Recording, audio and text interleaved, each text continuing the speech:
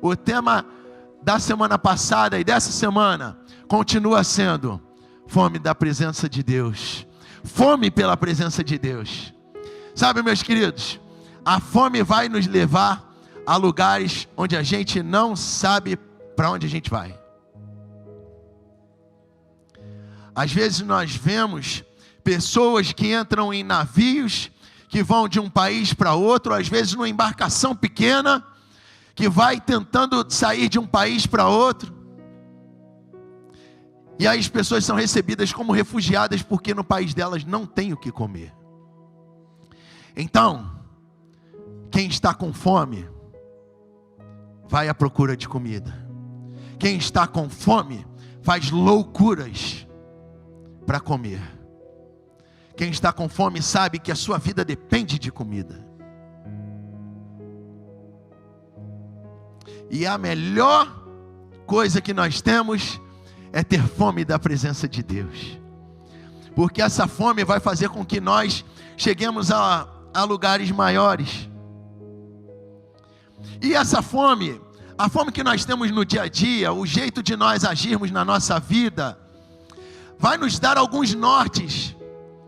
Sabe, porque existem diversas maneiras de você olhar para a vida. Se você olha a vida como uma grande festa, você vai pensar somente em se divertir. Se você olhar para a vida como uma corrida, você vai valorizar a velocidade e andará apressado o tempo todo. Se você olhar a vida como uma maratona, você vai valorizar a resistência.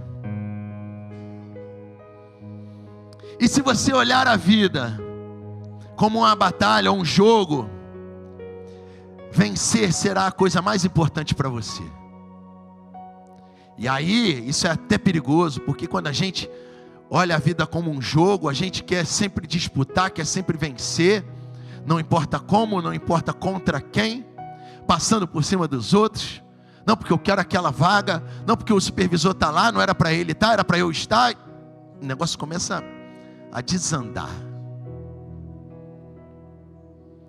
Mas sabe o que é a melhor coisa que nós temos? O melhor estilo de vida é nós termos fome. Está funcionando ou não, Vão? Passa aí para mim, por favor. Fome do chamado de Deus. Semana passada nós falamos a respeito da fome da presença de Deus. Mas nós só vamos ter fome da presença de Deus quando nós temos a consciência do chamado de Deus na nossa vida. E aí, quando você tem a consciência do chamado de Deus na tua vida, você passa a ter fome, você passa a querer ter sempre a presença de Deus na tua vida para que você exerça o seu chamado. Você vai entender que para você exercer o teu chamado, você precisa ter a presença de Deus na tua vida. E todos nós temos um chamado de Deus para a nossa vida. Sabe, você pode até pensar, não sou ninguém, eu não sou influente, eu não gosto nem de conversar com as pessoas. Obrigado, meu irmão. Eu não gosto nem de conversar com as pessoas. Como é que eu vou ter um chamado? Será que Deus separou alguma coisa para mim? Olha, meu querido, Deus separou sim para você. E o teu chamado, não adianta você querer passar para outro, querer que outra pessoa faça, porque é você. É no teu trabalho, é na tua escola, é na tua casa, é na tua vizinhança, é aonde você estiver. O chamado é contigo, não é com outras pessoas. Então nós temos que ter fome pelo chamado de Deus na nossa vida. E sabe, existiu alguém que recebeu um chamado.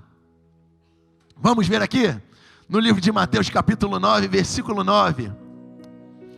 Passando por ali, Jesus viu um homem chamado Mateus sentado na coleteria. Ele era cobrador de impostos. Era alguém que era odiado pelos seus compatriotas. Sabe, era um judeu que estava a serviço do Império Romano.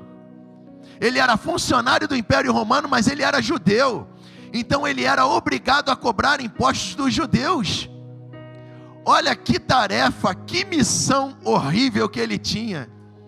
Ele certamente era alguém odiado. E eu quero ler contigo justamente sobre isso, porque ele era uma pessoa que ele não era bem vista. Ele não era uma pessoa bem vista pelos seus compatriotas. Mas uma coisa, ele aceitou o chamado de Jesus. Olha o que aconteceu, Jesus disse para ele, olha, siga-me. Ele não falou nada, ele apenas levantou e seguiu Jesus. Ele respondeu ao chamado de Jesus. Então, irmãos, no próximo versículo, vai dizer que, estando Jesus em casa, foram comer com ele e seus discípulos, muitos publicanos e pecadores. Eu estive vendo em algumas versões, para ver em qual casa que eles foram comer. Sabe, porque nessa versão NVI, na Almeida, não deixam bem claro. Porque diz, estando Jesus em casa, dá a entender que era na casa de Jesus. Só que a gente sabe que não era na casa de Jesus, porque na versão da Bíblia Viva vai dizer, mais tarde, quando Jesus e seus discípulos almoçavam, e lá na Bíblia Viva está escrito entre parênteses, na casa de Mateus, muitos conhecidos como espertalhões estavam lá como convidados. Então, na NVI, vai dizer que lá nesse almoço tinham muitos publicanos e pecadores, ou seja, eram as pessoas com quem Mateus convivia. Ou seja, pessoas que tinham contato com Mateus no seu dia a dia. E aí, na versão da Bíblia Viva, vai dizer que esses caras aí que eram os amigos de Mateus, eles eram espertalhões. Porque eles, de certa forma, eles exploravam o povo. E quando a gente vai ver lá na frente, no livro de Lucas, capítulo 19, quando vai falar a respeito de Zaqueu, Zaqueu também era um publicano. Zaqueu também era um cobrador de impostos. Em dado momento, Zaqueu, quando encontrou Jesus, ele disse, olha, se eu tenho defraudado alguém, eu vou retribuir novamente 4 vezes aquilo que eu tenho defraudado. Ou seja, quando a Bíblia vem falando aqui que eles eram conhecidos como espertalhões, é porque certamente alguma coisa eles levavam para eles também. E Mateus era um desses. Mateus estava ali, no meio daquela gente que se envolvia com dinheiro. Mateus era alguém que estava numa situação em que ele era odiado pelos seus compatriotas, mas ele ouviu um chamado. Deus tinha alguma coisa maior para Mateus. Assim como eu e você, no nosso trabalho, no nosso dia a dia, nos encontramos com pessoas. Não sei o que você faz no seu dia a dia. De repente lá no seu trabalho, você é motorista, no seu trabalho você trabalha no TI, no seu trabalho você trabalha como administrador, não sei o que você faz no teu trabalho, mas Deus quer te usar aonde você está.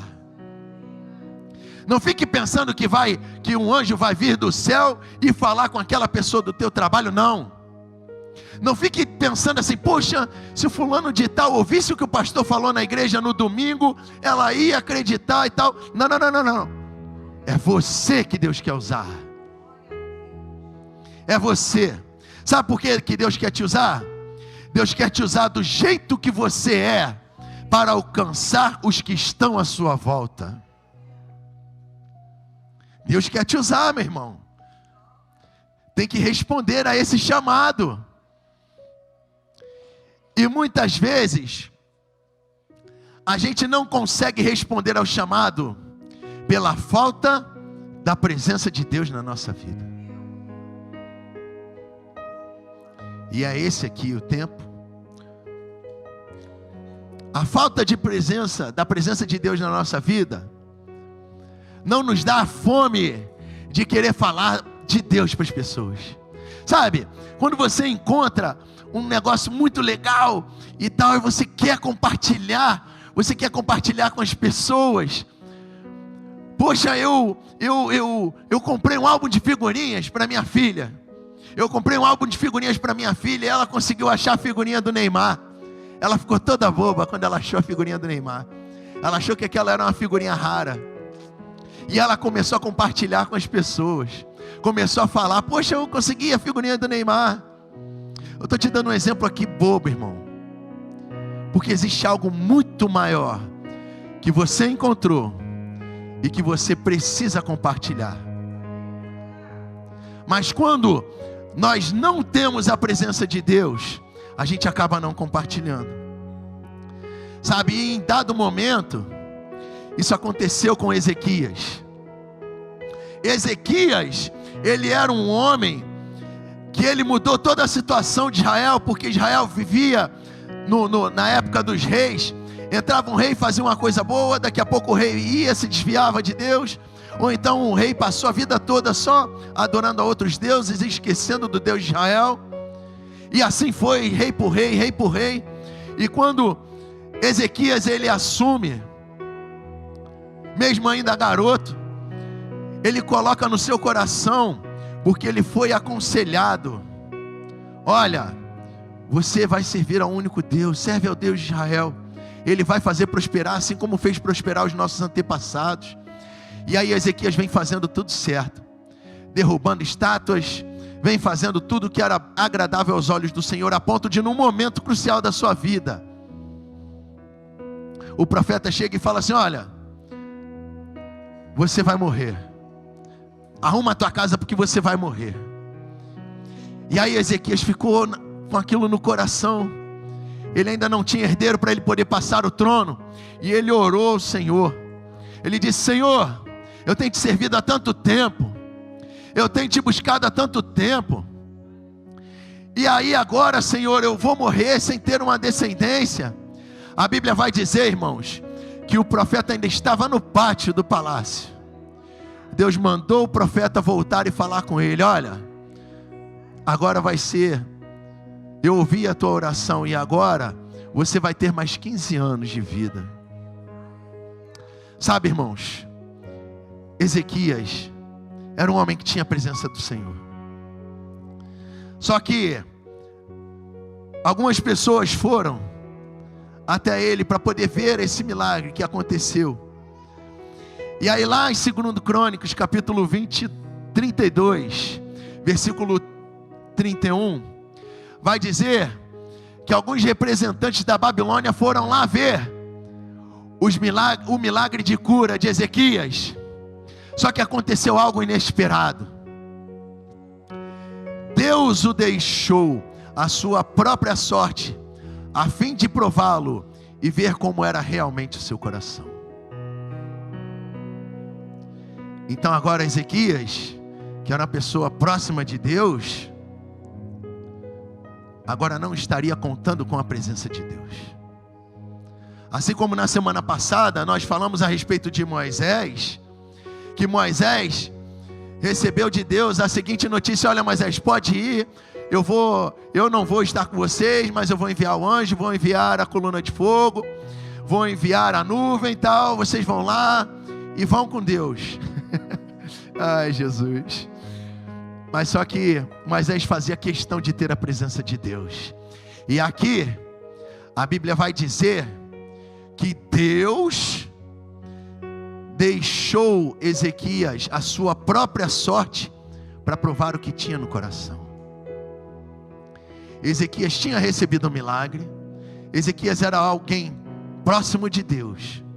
Mas agora, em determinado momento, a presença de Deus some da vida de Ezequias. Por quê? Para provar o nosso coração, para ver se nós realmente temos fome da presença dEle. Será que, se de repente, de uma hora para outra, a presença de Deus sumir da nossa vida, nós vamos ter fome, vamos ter saudade da presença de Deus? E foi isso que aconteceu com Ezequias. E sabe de uma coisa? A fome da presença de Deus nos faz abrir mão de todas as coisas em busca de comida. A fome que nós temos de Deus vai nos fazer abrir mão de todas as coisas em busca de comida. E eu não estarei satisfeito enquanto eu não me saciar. E lembre-se, nós estamos falando de chamado. Sabe, enquanto você não sabe para que está aqui na terra, de repente, eu não sirvo para nada, eu não sei o que fazer, eu durmo o dia todo, Meu irmão, levanta, meu. Deus quer te tirar dessa paralisia espiritual.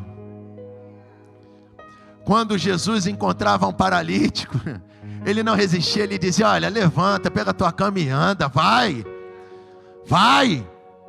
sai dessa paralisia espiritual, encontre teu chamado, sabe? Porque em dado momento, a gente começa a procurar as nossas coisas, as nossas vontades.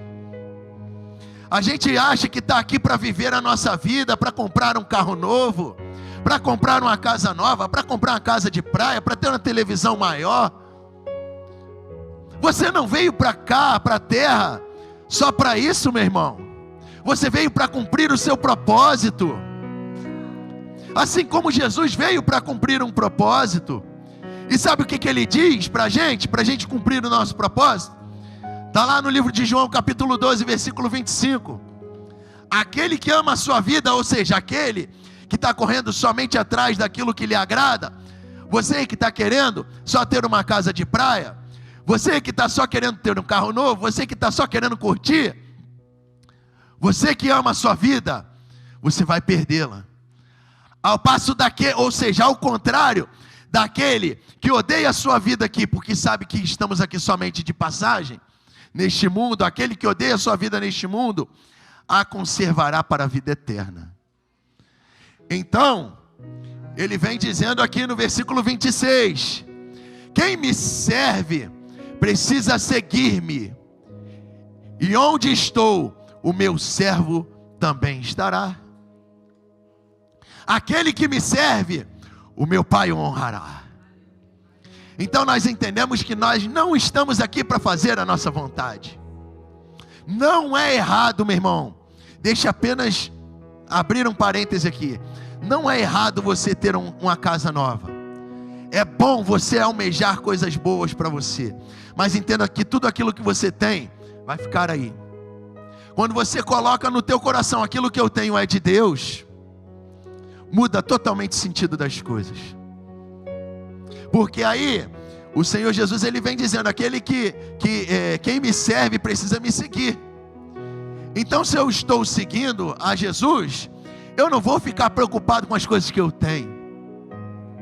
A minha prioridade é servir a Jesus, é seguir a Jesus, é exercer o meu chamado.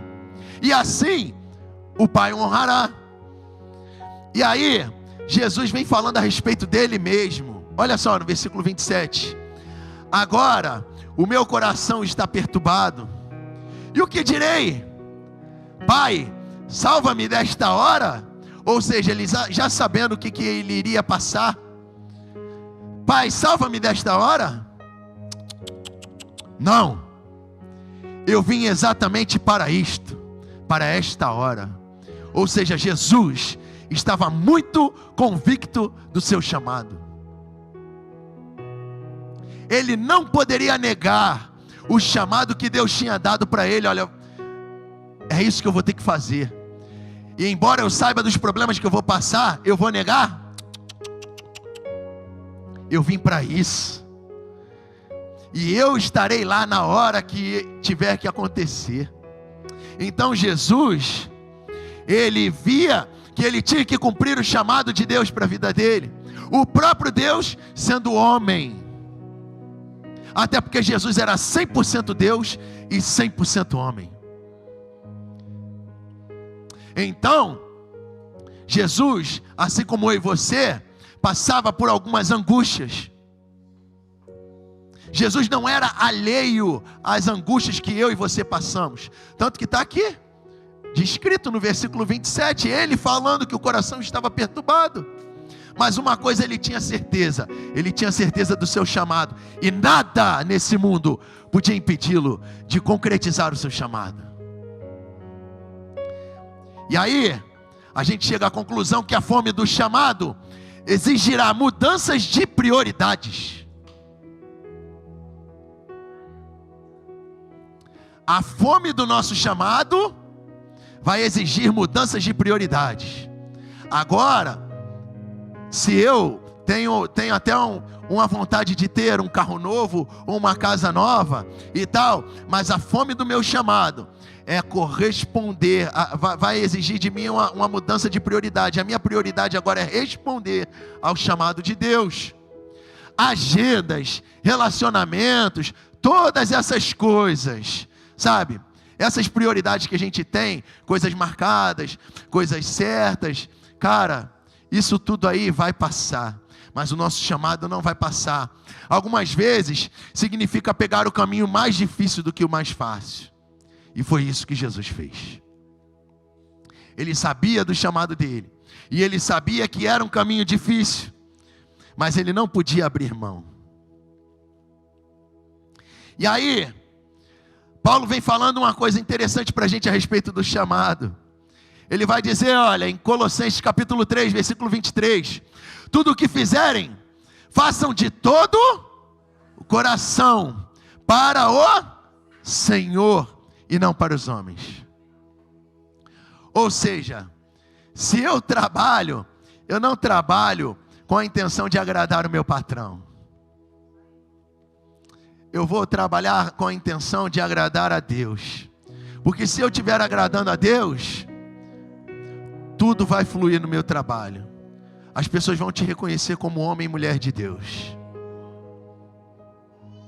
E eu tenho certeza que você já faz essa missão lá no teu trabalho. Mas eu só quero reforçar isso, irmão, porque é importante que a gente possa dar uma banada, sabe, na fogueira, para que você tenha sempre essa chama queimando no teu coração. Cara, eu preciso ser luz, eu preciso ser sal. Para isso, para eu ser luz do mundo e sal da terra, eu preciso estar conectado com o Senhor, exercendo o meu chamado de Deus. E aí o versículo 24 vai dizer, sabendo que vocês receberão do Senhor a recompensa da herança. E só recebe a herança o herdeiro. O herdeiro porque o pai ou a mãe já morreu. E ele já morreu, irmão, por nós. Então nós somos herdeiros dessa herança. É a Cristo o Senhor a quem vocês estão servindo. Então a gente agora não serve mais para um propósito particular, individual. Agora nós servimos para um propósito, o propósito dele na nossa vida. E lá no Salmo 119, o salmista vai dizer no versículo 33, ensina-me, Senhor, a cumprir as tuas ordens escritas, então eu te obedecerei até o fim da vida. E é isso que ele quer, nos ensinar através da sua palavra. Sabe, quanto mais fome você tiver, mais você vai querer buscar esse ensino de Jesus, buscar esse ensino de Deus para a tua vida. Porque aí quanto mais você sabe, mais você vai poder exercer com retidão. E a Bíblia vai dizer que aquele a quem muito é cobrado, muito lhe é dado, muito lhe será cobrado. Mas para isso, irmão, o que você tem feito com aquilo que foi dado para você? Deus te deu um dom, Deus te deu um chamado. E aí? Vamos ou não vamos exercer o nosso chamado? E aí, quero falar isso aqui para você. É duro, é pesado, mas é real. Obedecer parcialmente é o mesmo que desobedecer. Deus está mandando você fazer um negócio, Deus já te encaminhou de fazer alguma coisa. Os pastores pediram para você fazer alguma coisa. Teu líder de GC pediu para você fazer alguma coisa. E você está fazendo parcialmente. Não, vou fazer aqui desse jeito aqui, ele vai achar legal. Fazer parcialmente é o mesmo que desobedecer. Com Deus, ou é tudo, ou não é nada. Eu sei que é uma palavra dura, mas é real. E nem sempre, irmão, a palavra dura é para, principalmente a palavra de Deus, a palavra dura de Deus é para que você ajuste algumas coisas. A palavra de Deus serve para nos lapidar. Sabia disso? Então, nós temos que obedecer, irmãos, porque se nós não obedecermos, agora que nós temos um dono, agora que nós estamos sob nova direção, agora que nós somos novas criaturas, não podemos continuar com os pensamentos antigos. Agora a gente entende que nós temos um propósito a cumprir nessa terra. E quando nós obedecemos a esse propósito, a gente é bem sucedido. A gente está ali, embaixo do guarda-chuva. Amém? Quando a gente não está obedecendo, a gente está fora do guarda-chuva. Quando a gente obedece parcialmente, a gente está fora do guarda-chuva da proteção de Deus. E aí, Paulo vem dizendo aos Romanos, capítulo 8, versículo 18: considero que os nossos sofrimentos atuais não podem ser comparados com a glória que em nós será revelada. Ou seja, essa glória será revelada em nós. Entenda, irmão, compreenda isso. Por mais que eu e você passemos por problemas, por mais que eu e você passemos por situações que vão nos deixar fracos, existe uma glória que será revelada em nós. Para quem que essa glória vai ser revelada? Para o mundo. Porque no versículo 19 vai dizer que a natureza criada, ou seja, tudo que foi criado, aguarda com grande expectativa que os filhos de Deus sejam revelados. Quando que nós vamos ser revelados? Quando nós começarmos a exercer o nosso chamado. Quando Deus traçou um caminho para você, e você está ali nesse caminho, você está falando com as pessoas que você deveria realmente estar falando, você deveria estar agindo como Deus realmente quer que você haja. Aí, o Filho de Deus é revelado para o mundo, para a criação, para a natureza, que aguarda com grande expectativa. Então, meu querido, isso é para que você tenha certeza do teu chamado. O teu chamado não pode ser esquecido. Sabe, não seja um quadro virado para a parede. Meu Deus, um quadro virado para a parede não serve para nada. Assim é a pessoa que tem um chamado e não exerce. O quadro, ele só traz alegria para quem vê, quando ele está virado para quem está fazendo, para quem o criou. Olha que interessante isso. Que não sejamos quadros virados para a parede, que nós sejamos saciados por essa fome do nosso propósito. Como que nós vamos ser saciados pela fome do nosso propósito? Eu agora tenho fome de ter o propósito de Deus confirmado na minha vida. Agora que eu sei o meu chamado, sabe, o Senhor já colocou no meu coração o chamado. Eu gosto de fazer isso. Eu gosto de lidar com pessoas. Eu gosto de administrar as coisas. Irmão, exerça teu chamado. Procure teu chamado. Se você ainda não sabe qual é o teu chamado, coloque a mão na obra. Coloque a mão na obra para poder ver o que é o teu chamado. Como é que a gente vai descobrir nosso chamado? Exercendo, fazendo, praticando. Sabe, eu não sei lidar muito com algumas coisas administrativas. A Thaís faz planilhas lá das nossas contas mensais, porque nunca foi do meu perfil. Mas eu gosto de lidar com pessoas. Eu gosto de fazer amizades. Sabe? O que você tem, que você gosta de fazer? O que você é bom lá no teu trabalho? É isso mesmo que Deus quer te usar aqui também na casa dele, na obra dele. O teu chamado tem a ver com aquilo que você gosta de fazer. Não queira pensar, vou me colocar aqui como exemplo, sabe? Pastor Luiz, ele é mestre, cara. Pastor Luiz ensina de um modo simples e fácil de aprender. Cara, eu não tenho o mesmo chamado que ele. Nós temos chamados diferentes, mas é assim que a igreja vai se completar. Porque o corpo, ele é formado de vários membros. E a Bíblia vai dizer, já pensou, se a mão dissesse, se o pé dissesse, eu quero ser mão, então eu não posso querer exercer o chamado do meu amigo. Eu tenho um chamado próprio, você tem um chamado próprio, e Deus quer te usar no teu chamado. Não busque o chamado dos outros. Deus tem um chamado especial para você. Deus quer te usar naquilo que você sabe fazer. Deus quer te aperfeiçoar para que você consiga fazer aquilo que você sabe fazer. Amém? Vamos lá.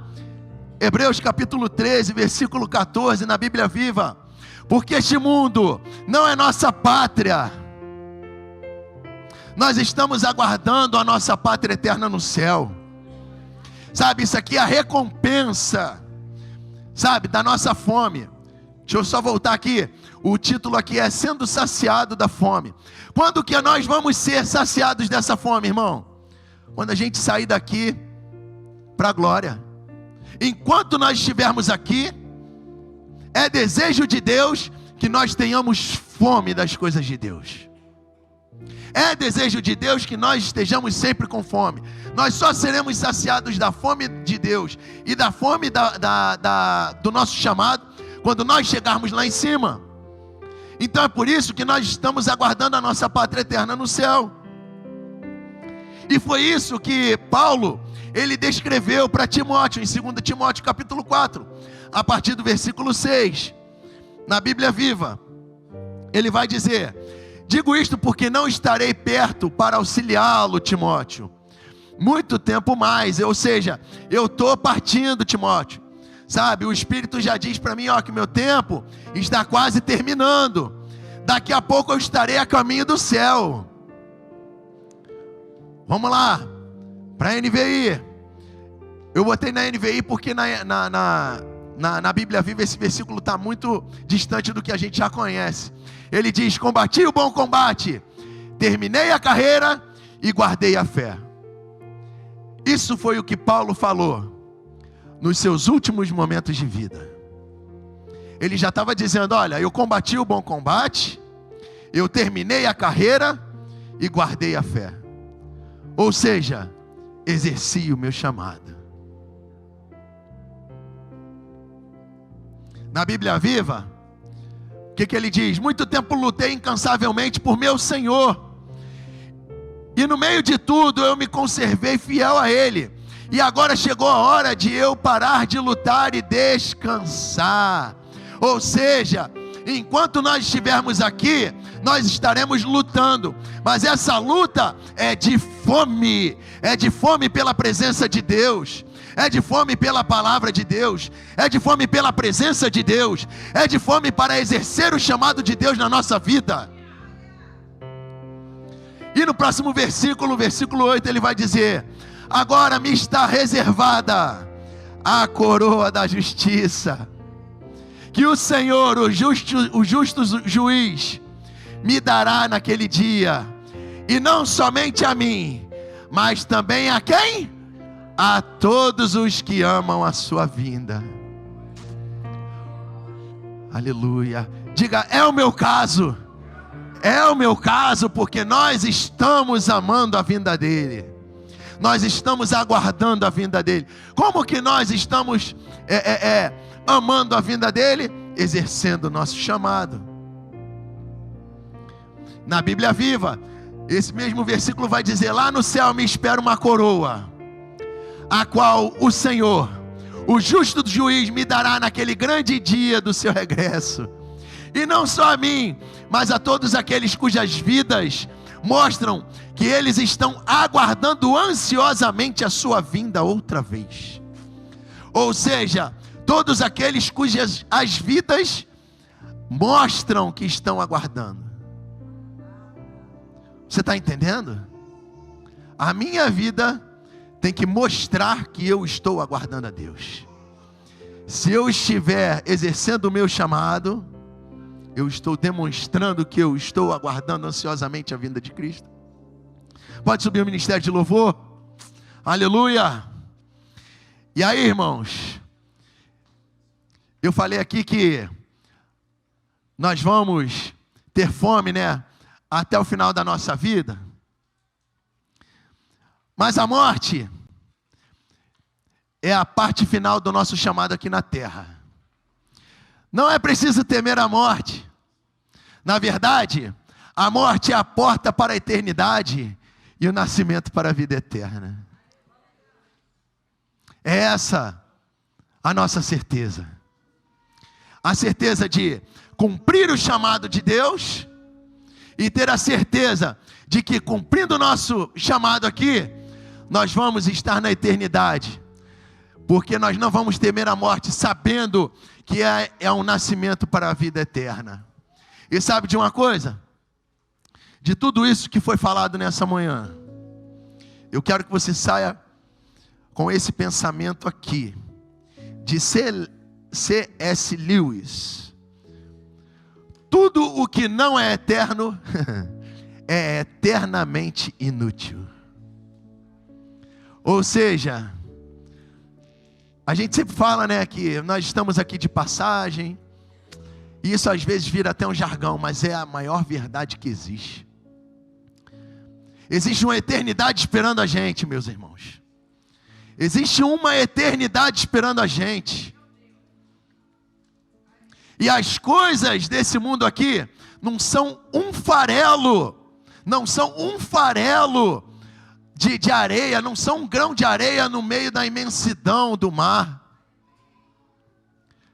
Então, tudo o que não é eterno, tudo o que não vai fazer a gente ir lá para cima, é eternamente inútil. Ou seja, não fique, irmão, pensando nas coisas de baixo, das coisas que são daqui, mas fique pensando nas coisas que são de cima, em exercer o teu chamado, em ter fome pelo teu chamado, sabe? Tenha fome de Deus, tenha fome da presença de Deus. Estar com fome da presença de Deus vai fazer com que você esteja mais próximo dEle. Senhor, eu te quero. Senhor, eu te busco. Senhor, eu preciso de mais de ti, Senhor. Senhor, eu não quero ser o mesmo. Senhor, agora eu sou nova criatura, eu não quero exercer as mesmas coisas de antes. Agora eu preciso ser uma nova pessoa de verdade. Aleluia.